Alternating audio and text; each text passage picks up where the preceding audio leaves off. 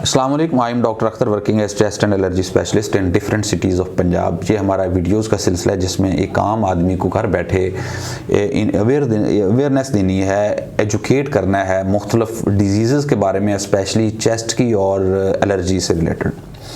ये क्वेश्चन है जो हमारे यूट्यूब पे सब्सक्राइबर ने किया, वैस ने किया। उनका क्वेश्चन ये था कि क्या दिल के मरीज़ों के लिए दमा की दवाई महफूज है, ख़ास तौर पर इन्हेलर और स्टीरॉयड की गोलियां इस्तेमाल की जा सकती हैं। इसमें हम दो हिस्सों में डिवाइड कर लेते हैं इस क्वेश्चन को। एक तो इसमें इसका एस्पेक्ट है कि जो दिल के मरीज़ हैं उनको जो बीमारी है उसकी कौन सी स्टेज है, क्योंकि इसकी मुख्तलिफ स्टेजेस होती हैं। क्या वो कंट्रोल है, क्या वो पार्शली कंट्रोल है या बिल्कुल अनकंट्रोल है। दिल की मर्ज़ की मैं बात कर रहा हूँ। दूसरे एस्पेक्ट में जो उसको इन्हेलर्स दिए जा रहे हैं वो हम फैसला करते हैं उसकी दिल की जो बीमारी का है कंट्रोल के लेवल से। अब इसमें भी इनकी हम दो कैटेगरीज कर लेते हैं। एक शॉर्ट टर्म इन्हेलर होते हैं जो हम मरीज़ को देते हैं उसकी शिद्दत के हिसाब से, और एक लॉन्ग टर्म इन्हेलर होते हैं जो उसको लॉन्ग टर्म के लिए देते हैं। और आगे भी उनकी फर्दर कैटेगरीज होती हैं, उसकी डोज डिफरेंट होती है और उसका केमिकल डिफरेंट होता है। अब इसमें जो अगर दिल का मरीज़ है उसका बिल्कुल कंट्रोल है, जो दिल की कंडीशन है वो दिल वाले डॉक्टर से अपनी प्रॉपर मेडिसिन ले रहा है और इधर से उसको इन्हेलर वो दिया जा रहा है जो उसके दिल के प्रॉब्लम को गड़बड़ नहीं करता, यानी सेफ़ मेडिसिन होती हैं कुछ इन्हेलर्स में, कुछ सेफ़ नहीं होती। तो जो सेफ़ वाली कैटेगरी वो दी जा रही है तो उसको कोई प्रॉब्लम नहीं है, वो प्रॉपर मेडिसिन इस्तेमाल कर सकता है, इसमें कोई परेशानी की बात नहीं है। अगर इसी एस्पेक्ट में पेशेंट ने डॉक्टर को दिखाया, उधर से ब्लड प्रेशर को या तो दिल के डॉक्टर को नहीं दिखा रहे रेगुलर, कभी कभी दिखा रहा है, अपने हिसाब से मेडिसिन इस्तेमाल कर रहा है, या इधर चेस्ट के डॉक्टर को उसने इन्हेलर एक दो दफ़ा ले लिया, उसको समझ आ रही है, अपने हिसाब से इस्तेमाल कर रहा है, लाइक वेंटोलिन इन्हेलर, इंस्पिरोल या साल्बो का इन्हेलर। तो ये जो इन्हेलर्स होते हैं ये शॉर्ट टर्म होते हैं, ये आपको लॉन्ग टर्म के लिए दिल के मसाइल दिल के जो मसाइल हैं वो ज़्यादा पैदा कर सकते हैं, दिल की बीमारी में आपको ये ज़्यादा उसको एग्जैजरेट कर सकते हैं।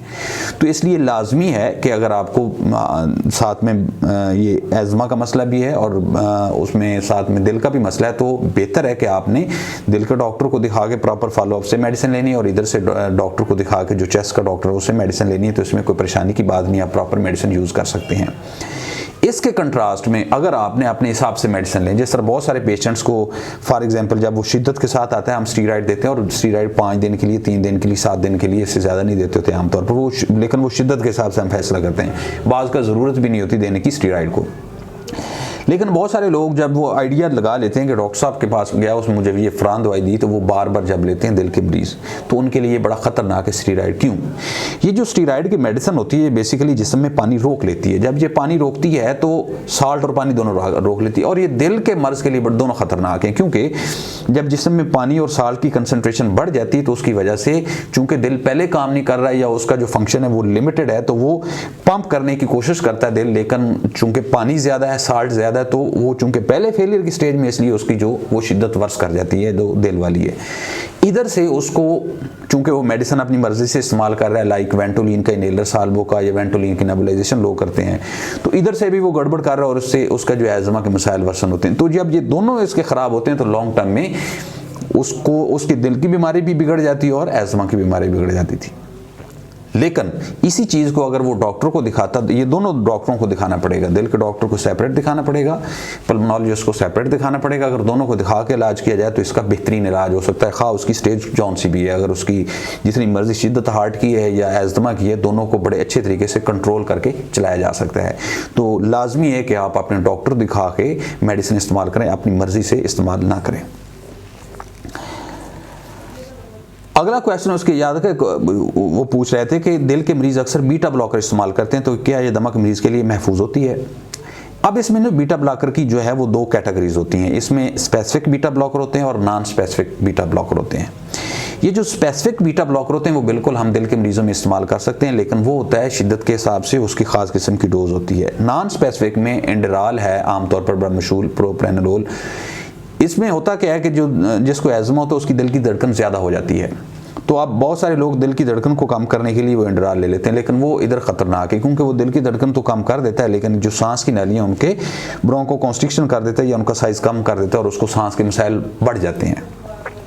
तो इसलिए लाजमी है कि जब आपको दिल का मसला है और आपने बीटा ब्लॉकर इस्तेमाल कर रहे हैं, या आपको एज़मा का मसला है और आपको दिल की धड़कन ज़्यादा हो रही है, तो आपने डॉक्टर को दिखा के उसकी मर्ज़ी से मेडिसिन यूज़ करनी है। तो वो हम आपको एक स्पेसिफिक कैटेगरी के बीटा ब्लॉकर देते हैं और उसकी ख़ास डोज देते हैं, क्योंकि ख़ास डोज स्पेसिफिक वाली भी गड़बड़ कर देती है। तो दूसरी कैटेगरी में इंडिराल जो है वो बिल्कुल नहीं लेना। अगर आप वो लेंगे दिल की धड़कन के लिए तो आपको जो सांस के मसाइल हैं वो ज़्यादा डेफिनेटली होंगे और लॉन्ग टर्म के लिए होंगे। तो इसलिए आपने एहतियात से इस्तेमाल करनी है, लेकिन डॉक्टर की मर्ज़ी से, अपनी मर्ज़ी से बिल्कुल इस्तेमाल नहीं करनी। अगला क्वेश्चन ये था कि अक्सर लोग कहते हैं कि वेंट्रली नेबुलाइजेशन दिल के मरीज़ के लिए महफूज नहीं, क्योंकि अक्सर उसके इस्तेमाल के बाद दिल की धड़कन तेज़ हो जाती है। इस बारे में आपकी क्या राय है?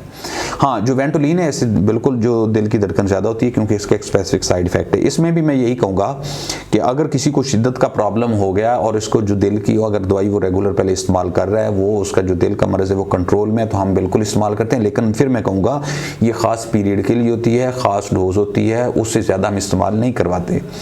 अगर यही चीज़ मरीज़ अपने हिसाब से बार बार इस्तेमाल कर रहा हो या दवाइयाँ दिल की ना ले रहा हो, तो उसमें उसको ये मसले मसाइल कर सकता है, उसकी जो दिल का फंक्शन है वो मुतासर हो सकता है और इधर से उसके जो सांस के मसाइल हैं वो भी मुतासर हो सकते हैं। तो आपका कोई क्वेश्चन हो चेस्ट से रिलेटेड, पूरी जो मेडिसिन है, जनरल मेडिसिन, इससे मुतल्लिक़ आप नीचे क्वेश्चन में लिखें, मैं इंशाल्लाह कमेंट्स में लिखें, आपको एक वीडियो की शक्ल में रिप्लाई करूँगा। अल्लाह ताला आपको और आपके घर वालों का आमीन। अल्लाह हाफ़िज़।